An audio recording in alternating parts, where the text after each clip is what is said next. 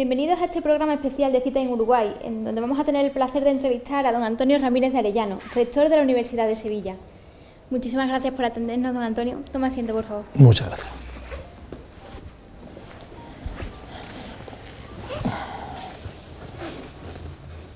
Los recortes en educación o la subida de tasas son algunas de las medidas que han creado un estado de preocupación colectiva en el seno de la vida universitaria. Los estudiantes han decidido movilizarse con el firme propósito de cambiar esta situación. El rector de la Universidad de Sevilla, don Antonio Ramírez de Arellano, nos da su opinión al respecto. Don Antonio, nosotros sabemos que por su cargo está bastante ocupado, así que agradecemos que nos haya recibido, pero creemos que es importante dedicar esta entrevista a los universitarios, ¿no?, que son los principales afectados en todo lo que ocurre en la universidad. ¿Cómo están en este momento los estudiantes de la Universidad de Sevilla? Nosotros tenemos más de 60.000 estudiantes, de tal manera que somos, como decía antes, una de las universidades más grandes de España y que por lo tanto tiene una responsabilidad más importante. La formación universitaria a todos los niveles, y no soy un acuerdo general, es una de las garantías más importantes de que incluso en épocas de gran dificultad económica, como hay ahora, y con el drama del desempleo afectando a todos los ámbitos de la sociedad con un impacto muy fuerte, pues sin embargo el tener una formación universitaria es una de las garantías más importantes, tener mayor posibilidad de obtener empleo. Eso siempre ha sido así en general, pero en los momentos de dificultades como la actual, la formación es muchísimo más importante, dado que evidentemente todos esperamos salir de la actual situación a través de la vía del conocimiento. Además, la formación es algo que no te pueden quitar, lo que tú has estudiado es tuyo y te lo llevas a donde corresponda. La sociedad española en su conjunto, Andalucía, ha hecho una apuesta muy grande por los estudiantes, por la gente joven del país, aportando una gran cantidad de fondos, de tal manera que bueno, pues ese bagaje, esa mochila de lo que sabes, te la puedes llevar a cualquier lugar que te quieras ir. Entonces, una apuesta no solamente por la riqueza y el empleo en nuestra región, en nuestro país, sino también por las personas que se ponían a cualquier lugar del mundo para seguir desarrollando su vida. Yo como estudiante tuve esa situación. Cuando acabé mis estudios, el país estaba en situación de crisis, me tuve que ir al extranjero y al poco tiempo pues pude volver. De tal manera que hay que ver siempre la formación como algo que no te pueden quitar y que te llevas a cualquier parte. Quizá los estudiantes últimamente están luchando mucho por mantener su educación con buena calidad, ¿no? Últimamente los estudiantes universitarios están protagonizando muchas protestas contra el Real Decreto o contra los recortes. ¿Nos podría explicar exactamente qué es el Real Decreto y qué propone? Pues primero te voy a corregir una cosa. Yo creo que los estudiantes no estáis teniendo suficiente actividad contraria al Real Decreto, seguramente porque aún no sois conscientes de lo que está sucediendo, y es vuestra responsabilidad ser conscientes de lo que está pasando. Este país hace 30 años apostó por un modelo de universidad generalista, abierta, donde la igualdad de oportunidades y la equidad eran tan importantes como el mérito.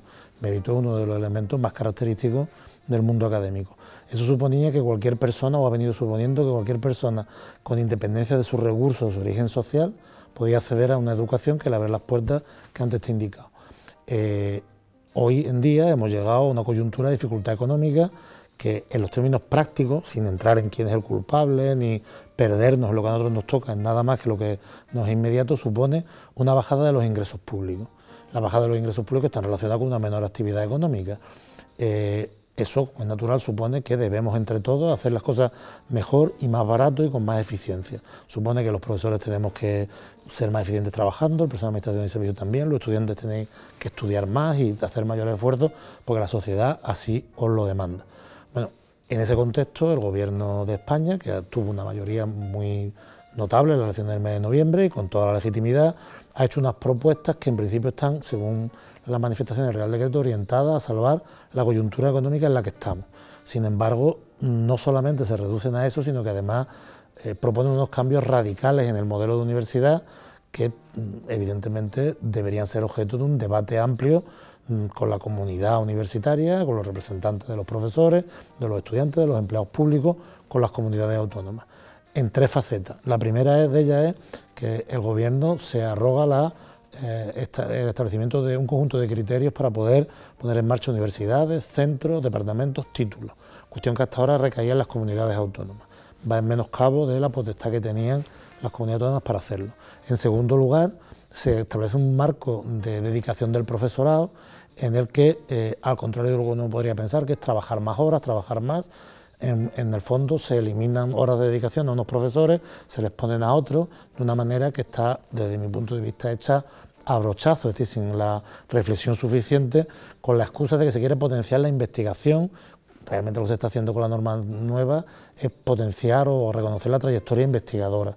Y lo último, y quizás lo más importante de todo, porque es lo que cambia más radicalmente el modelo, es la política de tasas, y que en este caso además no está acompañada de una correspondiente política de becas. Si el gobierno decide que hay que incrementar las tasas, pues esta es su potestad, yo no estoy de acuerdo, creo que no es lo correcto, las comunidades autónomas tienen que tener también una función aquí, es decir, debéis los estudiantes, además de protestar contra el gobierno de España, comprometer al gobierno de Andalucía para que la política de tasas sea racional, pero lo que el gobierno de España ha puesto encima de la mesa es una política de tasas progresiva que da lugar a que finalmente, al cabo, si no se aprueban las primeras convocatorias, en la cuarta matrícula se pague lo que se llama el 100% de los estudios, del coste de los estudios. Y ese es un valor que creo que existe un acuerdo general que no se conoce, y sobre todo hasta ahora había una cierta tranquilidad entre los estudiantes, todos pagabais poco más o menos lo mismo, y sin embargo cuando vayáis a pagar el 100% de los estudios será muy importante saber cuánto cuestan, y no vale lo mismo los estudios de medicina que los de una carrera del ámbito de las ciencias sociales y jurídicas. Entonces se está poniendo encima de la mesa un modelo radicalmente distinto de universidad mediante un decreto ley, y eso es una cosa que en el pasado ha conducido a que después de cometer el error pase el tiempo con todo el mundo, unas condiciones de incertidumbre gravísimas, y al cabo del tiempo se vuelva atrás. Esa actitud pendular y esa hipernormativización de la educación, con decenas de normas sobre la universidad en los últimos años.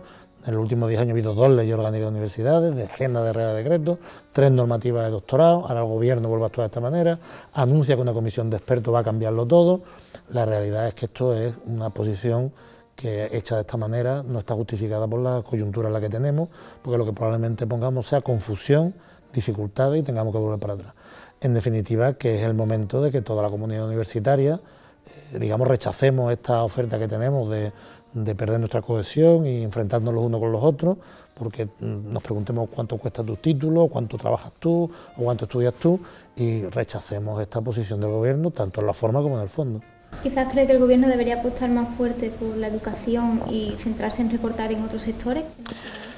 Es evidente que los dos elementos nucleares del Estado, no me gusta decir del bienestar, porque yo creo que incluso se abusa de esa frase, es un Estado de la equidad, es un sitio donde las personas tienen igualdad de oportunidades para llegar a dar lo mejor de sí, ¿no? El Estado, los fundamentos son la sanidad, que garantice que las personas tienen perspectivas vitales de vivir en una situación saludable, y la educación, que es lo único que garantiza una perspectiva de futuro a las personas y a las nuevas generaciones, en la que siempre puede mejorar.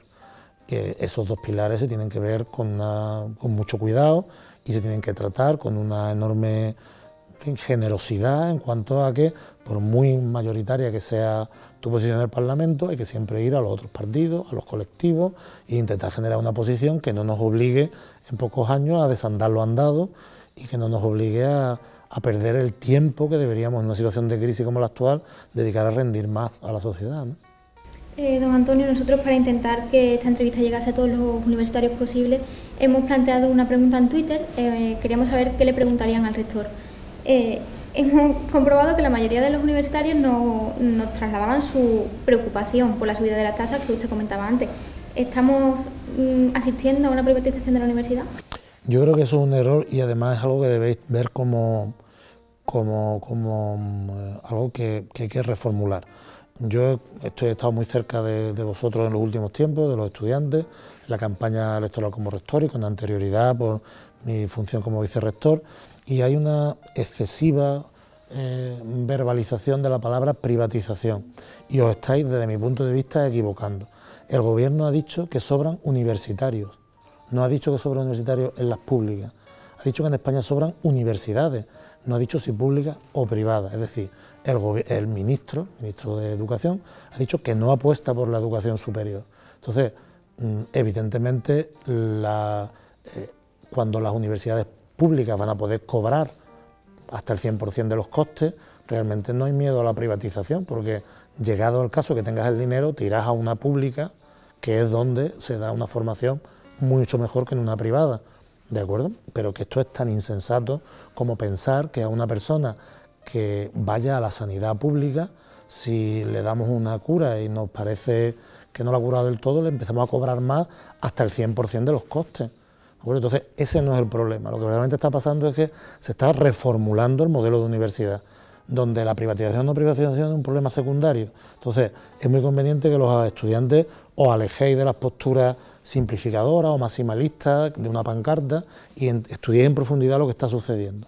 Se está cambiando nuestro modelo de país a base de decretos leyes, abundando en una situación de crisis que es coyuntural y que se podrá abordar de esta manera o de otra. Pero en el caso de la ecuación se tiene que abordar de acuerdo entre todos. De tal manera que también os invito a los estudiantes a una labor rigurosa, que es mucho más difícil que decir privatización, que suena muy bien, o me pongo a las tasas, también suena muy bien, sino hacer una labor autocrítica, porque tenéis que ser conscientes de la fortuna, de la suerte que tenemos en este país, tanto los empleados públicos como vosotros, de poder desarrollar nuestra labor y nuestra función educativa y vosotros recibirla en unas condiciones extremadamente convenientes para los estudiantes.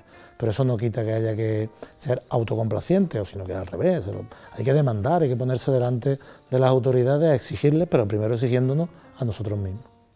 Yo no sé si sabe que la Universidad Pablo de Olavide ha convocado un paro de clases del 15 al 30 de mayo. ¿Qué piensa de esto? Es una actividad legítima de los empleados públicos en primer lugar y en el ámbito que corresponda de los estudiantes. Hay unas normas que lo regulan y por supuesto habrá que estar a lo que corresponda. De todas formas, el rector de la Universidad de Sevilla no debe ser la persona que convoque paros o que convoque acciones de esta naturaleza. Lo que está fundamentalmente, y esa es la labor que estoy intentando hacer en los últimos días, semanas, es trasladar un mensaje para que podáis tomar unas decisiones con un pleno conocimiento de causa y luego después respetar a los representantes de los estudiantes, de los empleados, de la universidad, de los departamentos, del mundo académico, para canalizar sus inquietudes. Y si su inquietud es a través de un paro, pues mi responsabilidad será canalizarlo para que se haga en unas condiciones de respeto a los que quieren parar y a los que no quieren parar. Quizá como figura de rector no pueda decantarse por dar su opinión en ese sentido, pero ¿cree que los estudiantes deberían de convocar este tipo de cosas? Yo sí me he decantado, yo te quiero corregir en eso porque me he decantado claramente. Yo apuesto por una universidad pública de calidad que lo estaba haciendo muy bien, que estaba llegando a los lugares que le correspondía, que simplemente el país se encuentra en circunstancias de dificultad y tiene que adaptarse a las nuevas circunstancias y tiene que ser responsable, todos los que estamos en la universidad. Lo que yo creo que es más importante, y te lo he dicho antes, es que los estudiantes os seáis conscientes del momento en el que estamos, que no simplifiquéis mediante posturas generalizadoras o simplemente que os suenen bien o que os suenen a un eslogan, sino que tenéis que profundizar en el momento en el que estáis. Es una responsabilidad que os toca. Este país hace 35 años vivió una transición a la democracia y decidió un modelo de Estado. Y ahora estamos en una coyuntura en la que tenemos que decidir seguramente entre todos otro. Entonces, cuanto más simplifiquéis será peor. Mi responsabilidad, y la voy a hacer todo lo que pueda, es intentar transmitiros que es una responsabilidad que tenéis que hacer y vuestra decisión es vuestra. Vuestro error será vuestro y vuestro acierto será vuestro. Y yo lo que voy a hacer es ayudaros en lo que necesitéis para que vuestras decisiones sean lo mejor informadas posible. Yo también fui representante estudiantil en los años 80 y cometí, como el resto de mis compañeros, cometí errores, tuve aciertos, pero en su conjunto creo que aquellos años me sirvieron para concienciarme de la suerte que tenemos de poder participar en el gobierno de la universidad como estudiante, de poder participar en la toma de decisiones, de poder defender una de las pocas islas de libertad que queda en la sociedad, como son las universidades públicas, donde la injerencia de los partidos políticos y de otras organizaciones está muy limitada. Esa es una cuestión que hay que defender con solvencia y eso es lo que yo me gustaría conseguir de vosotros, que fuerais conscientes del momento en el que estáis, de que trascendierais a lo inmediato y a lo puramente propagandístico y que vierais lo que está sucediendo en el mundo en general, evidentemente, pero también en España en particular, en este país que tenemos que reformular entre todos en una coyuntura nueva y sobre todo decidir en qué va a trabajar, porque vuestro futuro es conseguir un empleo y en qué sectores, en qué temas vamos a apostar, qué tipo de empresarios necesitamos en el futuro, qué tipo de políticos, qué tipo de empleados, cuál es la estrategia de nuestro país en su conjunto. a eso estáis llamados vosotros, sobre todo los jóvenes, y esta reforma, sobre todo, es una reforma que afecta de manera gravísima a vuestras perspectivas, a la de los jóvenes, como estudiantes, pero también como jóvenes profesores y jóvenes investigadores. Si yo como persona más mayor he cometido mis errores y según el Ministerio he llevado a la universidad una situación no favorable, no comprendo cómo no se me echa a mí y al revés, se crean las condiciones para que los jóvenes no puedan seguir o estudiando, o formándose o accediendo a la universidad. En eso no estoy de acuerdo y soy claro, pero os invito a que tengáis vuestro propio modelo y que lo debatéis constructivamente. Esto no es solo hacer manifestaciones, esto es ir a cada centro de la universidad, a convencer a cada universitario de la responsabilidad que tiene, canalizar la inquietud de las asambleas con liderazgo y llevarlas al rector y donde haga falta. ¿Qué ocurriría en el caso de que, volviendo al tema de los pagos de la universidad, un estudiante no pudiera asumir los pagos de su matrícula o de la... Precisamente lo que os comentaba antes, el Gobierno realmente ha creado un conjunto de instrumentos para que las comunidades autónomas implementen la política de recortes que quiere el Gobierno. Política de recortes que forma parte de un posicionamiento ideológico legítimo. Son las comunidades autónomas las que tienen que marcar las horquillas de las tasas y también complementar las becas en el caso de que adopten una política maximalista, o sea, que agoten las horquillas. Tenéis que convencer al Gobierno de Andalucía de que eso no puede ser así, de que en Andalucía el Gobierno andaluz, el ya presidente Griñán, delante de este rector y otros rectores y en su campaña electoral y en sus posicionamientos públicos, en sus discursos, ha insistido que opina que otro modelo es posible y que, bueno, pues que ahora eso se tiene que materializar en generar unas condiciones de igualdad de oportunidades para los estudiantes de Andalucía para dar ejemplo a los demás lugares de España de que otro modelo es viable. Las universidades no tenemos competencia en la matrícula, no la tenemos. Las universidades podemos ayudar de alguna manera, tener políticas propias de becas o algunas políticas de ayudas propias muy limitadas. Además del acceso al grado, es extremadamente preocupante la situación que dan los másteres, donde verdaderamente hace falta a día de hoy, con la coyuntura actual y con los números que hoy se verá, ser una persona pudiente para poder estudiar un máster si no tienes ayuda. Y no digamos ya el acceso a lo que es una característica esencial del mundo académico como es el doctorado, donde bueno, nunca había sido un requisito ser una persona con medios económicos para ir al doctorado. Se considera que es una tarea formativa casi como una especie de labor propia, ¿no? Y se crean unas condiciones de incertidumbre tremendas. Vuestro foco, una vez que el Gobierno andaluz está ya establecido y hoy toma posición el consejero de Innovación, que es el responsable de universidades, vuestro foco tiene que ser para que el Gobierno andaluz cumpla sus compromisos electorales y cree unas condiciones en Andalucía de igualdad de oportunidades. Estaba hablando antes usted del tema de las becas. También los estudiantes, por supuesto, en nuestras preguntas a Twitter nos han hablado de... bueno, de hecho, pensábamos que íbamos a recibir más preguntas sobre este tema. ¿Cómo van a funcionar y cómo se van a gestionar las becas? Porque yo creo que es algo bastante preocupante para los que no puedan asumir los pagos.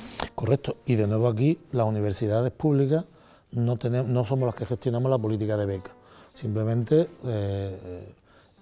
como te he dicho antes, podemos intentar corregir los errores que veamos con unos medios decrecientes y limitados. Existe un nivel, el nivel de beca general, que es el del Estado, que es una política de becas que controla el Gobierno de España. En esa política de becas, aunque la dotación que hay se mantiene aproximadamente, el hecho de que suban los costes de las matrículas implica que baja el número de becas, eso es una división sencilla. Pero casi lo más preocupante de los actuales presupuestos generales del Estado, los que están en tramitación en el Congreso, reside en que las becas complementarias, las ayudas complementarias de movilidad para estudiantes que viven en un pueblo y que quieren venir a estudiar a la ciudad, están prácticamente desaparecidas, de tal manera que no solamente se crea un problema de carácter económico, sino también geográfico, es decir, que las personas tienen dificultad para acercarse a la universidad a estudiar. De tal manera que la política de becas más importante la sostiene el Gobierno de España y a él debemos todos dirigir nuestras reclamaciones, ¿de acuerdo? En segundo plano, las comunidades autónomas pueden tener políticas de becas propias. El Real Decreto que hemos comentado antes prevé que si se adopta una política de tasa que sea en el tramo superior de la tasa, es decir, no del 15 sino del 25, el Gobierno autonómico tendrá que cubrir las becas hasta el 25. En el caso, como ya probablemente sabéis, de la primera matrícula, porque ya la nueva política de becas no cubre las segundas matrículas. Es una de las cosas que personalmente me ha impactado, porque con una política de tasas de esta naturaleza, una política de becas de esta naturaleza, no aprobar una asignatura ya no tiene un contenido académico, sino tiene un contenido económico gravísimo, y a ver cómo lo gestionamos entre todos.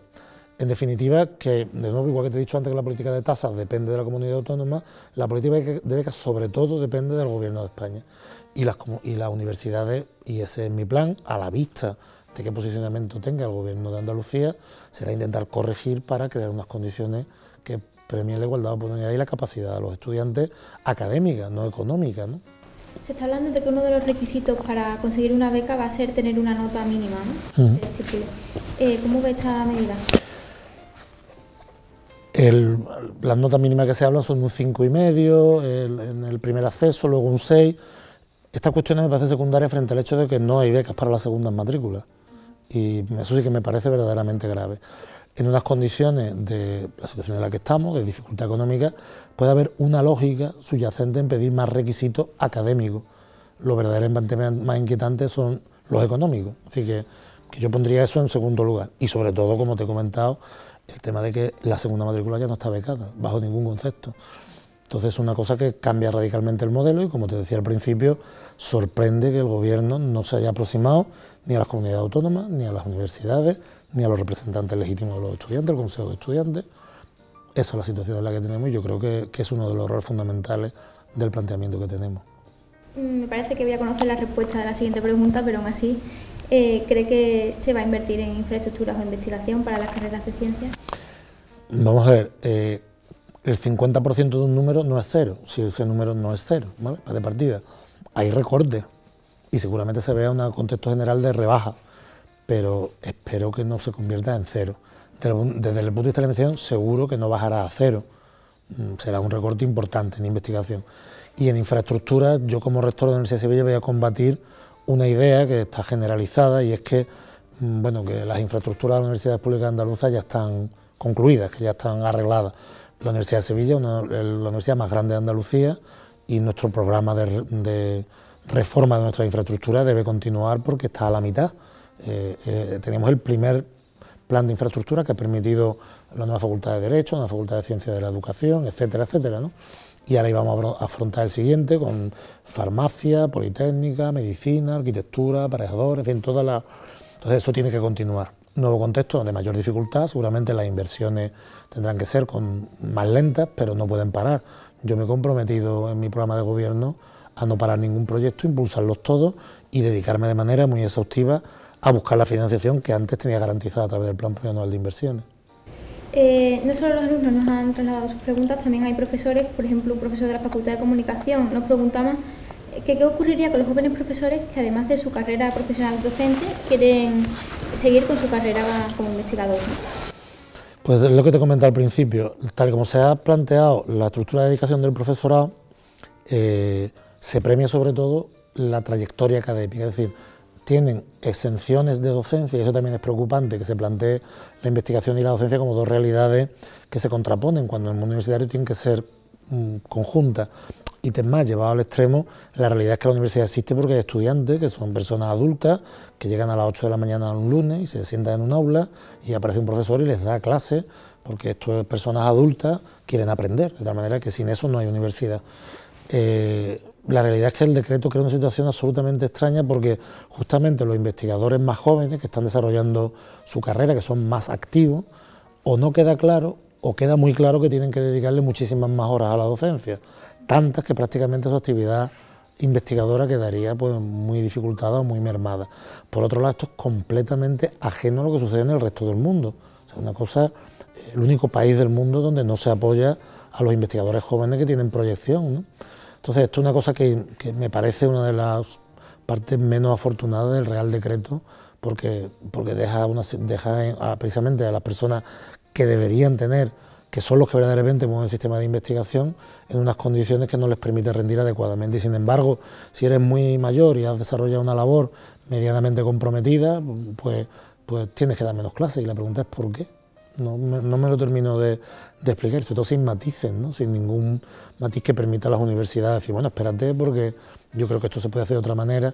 Yo creo que esto responde a una estrategia del Ministerio de buscar titulares y de parecer un ministerio muy proactivo y combativo contra una presunta, en fin, existencia de personas como estudiantes que no estudian, profesores que no investigan, que, en fin, que eso, bueno, como en todos lados habrá estudiantes que no estudian y profesores que no investigan, pero no se corresponde a la universidad que tenemos hoy, desde luego.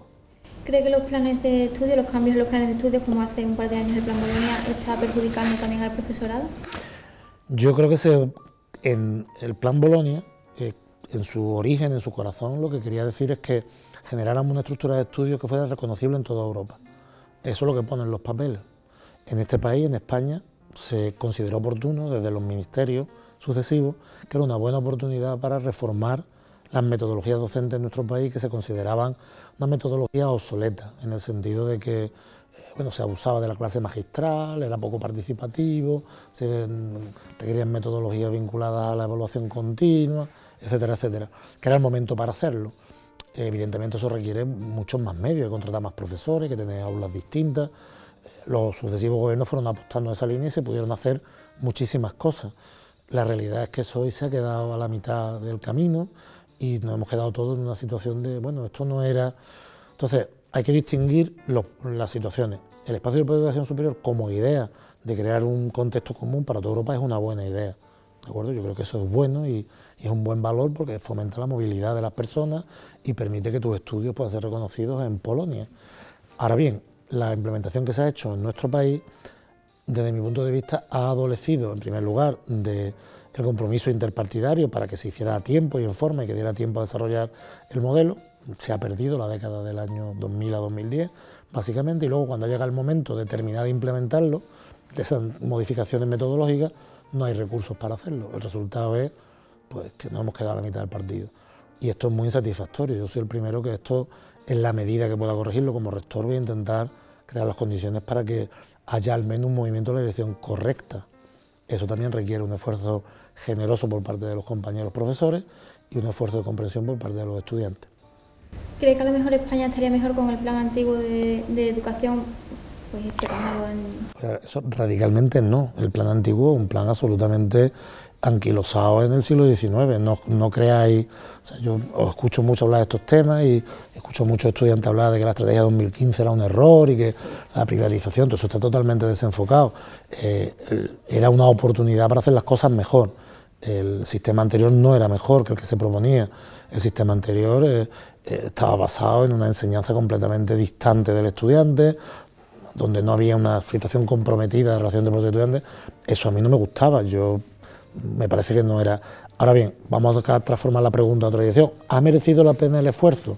Pues yo ahí tengo mis dudas porque verdaderamente los sucesivos gobiernos no han tenido el rigor suficiente para hacer las normas con el consenso y con el tiempo adecuado.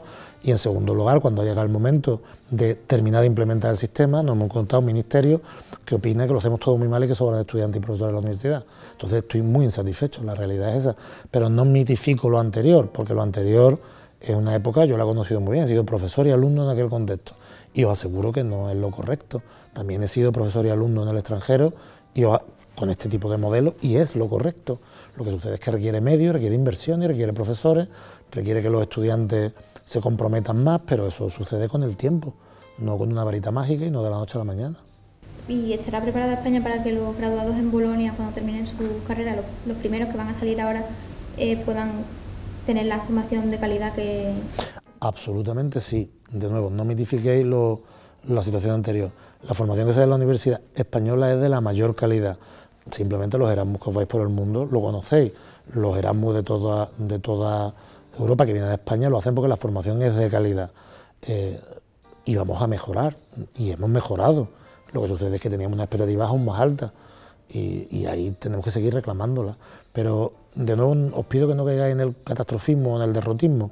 Eso es justamente lo que quiere el Ministerio, que vosotros digáis que la formación es muy mala, que la formación es muy deficiente, y luego eso hace un titular, ¿vale? Y dice los estudiantes opinan que la formación es muy deficiente, igual que ha manipulado el resto de los datos. Dice que hay una tasa de abandono del 30%. Eso es falso. En el espacio de educación superior la gente puede dejar una carrera y irse a otra. La gente que de verdad abandona los estudios es inferior al 12%, que es muy inferior a la media de Europa. Y la realidad es que esos datos, si se usan, bueno, por supuesto luego se extrapola que como hay un 30% de abandono de los estudios, que no es cierto, de los 10.000 millones de euros que se invierte en España en educación pública, se está tirando a la basura 3.000 millones. También no es cierto, porque evidentemente una clase se puede igualar con 50, 51, 52 estudiantes, como es natural. Entonces, el que vosotros mismos le facilitéis al ministro o al ministerio los titulares es un error. Es el momento de estar todos juntos, de decir que nuestra formación es la mejor, de decir que los estudiantes españoles están muy bien preparados, lo cual es cierto, yo soy profesor y os lo afirmo, y que los profesores españoles y los andaluces en particular hacemos todos los esfuerzos por mejorar cada día. ¿Que hay singularidades equivocadas? He hecho a pelear contra nosotros, a el ministerio o a cualquier universidad del mundo. ¿De acuerdo? Yo he viajado, he ido a otras universidades y hablo con conocimiento de causa. Somos una buena universidad, que lo único que sucede es que requiere más tiempo y más inversión para ser todavía mejor. Ya para ir finalizando y rebuscando en el baúl de los recuerdos, hemos encontrado que fue delegado del CADUS en los años 80. Bueno, fui delegado de física, fui claustral por física y pertenecí al grupo del CADUS. No fui delegado del CADUS porque en aquella época no había direcciones colegiadas, eran personas individuales y el delegado del CADUS eran otras personas, pero yo estaba en aquel contexto, sí. Pues el antiguo delegado, don Manuel Gómez, nos preguntaba que cómo era el CADUS en los años 80. Pues mira, fundamentalmente era un grupo de personas que tenían las ideas claras, que tenía capacidad de liderazgo, que era numeroso y que no esperaba que las asambleas les dijera qué tenían que hacer, sino que iban a las asambleas a contrastar que no estaban equivocándose. Porque yo fui uno de los gestores de ese sistema de asambleas, ¿no? Y la realidad es que hoy, yo lo tengo que decir con una crítica, en fin, espero que entendáis desde el punto de vista constructivo, la realidad es que hay muchas veces que los delegados van a la asamblea a ver qué les cuentan las asambleas. Eso es un error. Los representantes estudiantiles, como los representantes de cualquier colectivo, tienen que tener capacidad de liderazgo y plantear un programa o unas actividades. Y luego las asambleas sirven muchísimo para contrastar que eso está cerca de los intereses de las personas. Y luego hay que movilizar a los centros, no hay que pensar solamente en la calle o que pensar al movimiento 15M o que pensar al movimiento estudiantil externo, hay que mirar hacia adentro, mover a los estudiantes, informarles y utilizar las asambleas para difundir mensajes y captar sensibilidad y tener capacidad de liderazgo. Eso es lo que yo pediría al CADUS actual, porque se van a encontrar el CADUS actual con una situación de crisis institucional como la que nosotros nos encontramos.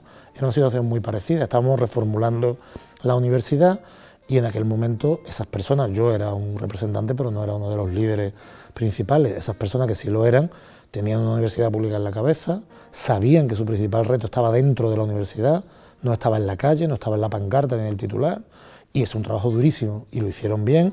Yo participé en aquel equipo en el cual me sentía muy a gusto y me lo pasaba bien además, o sea, pero la realidad es que eso es lo que ahora mismo debéis hacer, tener claro qué modelo queréis y utilizar el sistema que tenéis a vuestra disposición con un elevado nivel de participación en la institucional, con un 30% del claustro, etcétera, para hacer oír vuestra voz desde el punto de vista constructivo. Para terminar, a mí me gustaría que nos diera su opinión de cómo sería el futuro de la universidad pública. Yo, ahora ya voy a hablar por mí, ¿vale? No en mi programa. Yo creo que el futuro de la universidad pública es seguir el camino que hemos empezado hace 30 años. No hay ningún país del mundo que sea capaz de construir un sistema universitario potente en poco tiempo. ¿De acuerdo? Todos los países del mundo necesitan decenas y decenas de años para conseguir determinados objetivos. Andalucía en particular, en el año 1980, tenía una elevada tasa de analfabetismo. Tan es así que a final de los años 80 la UNESCO dio un premio a la Junta de Andalucía por haber eliminado el analfabetismo. Yo quiero, para que la gente ponga en perspectiva el logro. Todos estos años más tarde, en la sociedad andaluza hay cientos de miles de titulados universitarios, que sois los que estáis llamados a liderar la sociedad y llevarla hacia adelante. El fracaso escolar, todas las cosas de la sociedad están relacionadas con la educación.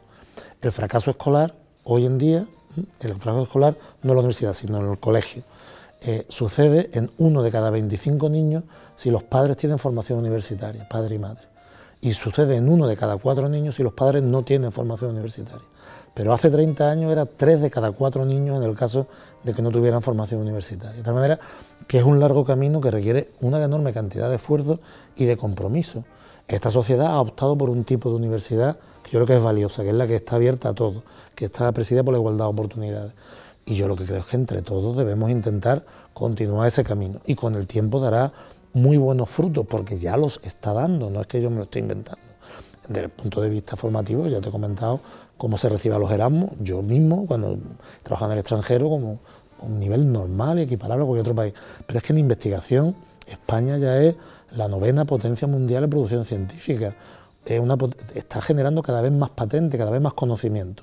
Y lo que ahora mismo tenemos todavía un cierto déficit es en que el empresariado español todavía no está a la altura de las circunstancias de absorber un carácter innovador. Eso es uno de los retos que tenemos, ¿no?